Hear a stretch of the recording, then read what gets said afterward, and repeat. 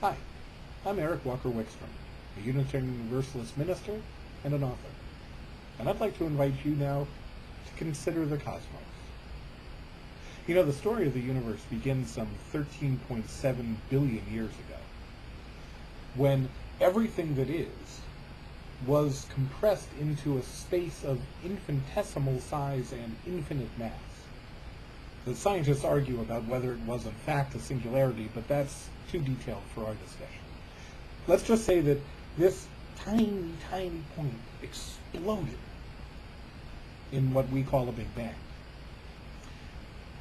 Now at first, in the first milliseconds, the bang was totally silent because there was nothing for sound waves to travel through. But quickly there was stuff, and astrophysicists estimate that the initial bang came in at around 110 decibels, which is sort of like the front row of a rock concert, and the tone was 50 octaves below concert A. So if you ever ask that at some party, now you know. Very quickly, the first elements were formed. Out of energy came the electrons and protons and neutrinos and positrons that formed hydrogen and helium. And it took 500,000 years for anything else to happen. But eventually other things did come into existence, and those other things created stars.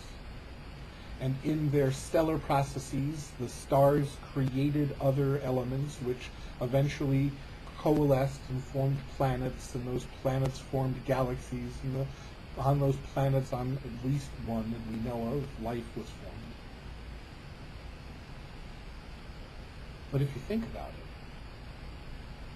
what this history tells us is that you and I and everything else around us, literally, not metaphorically, not as some sort of abstract poetry, but literally, are made from the dust of stars. And furthermore, the energy in our bodies, the energy that makes our diaphragm go up and down so that we can breathe, the energy that sparks across the synapses in our brains when we think, the energy that beats our heart, is literally the same energy that flared forth 13.7 billion years ago at 50 octaves below concert A. The beating of your heart is the echo of the Big Bang. Think about that for the rest of the day. Have a good one.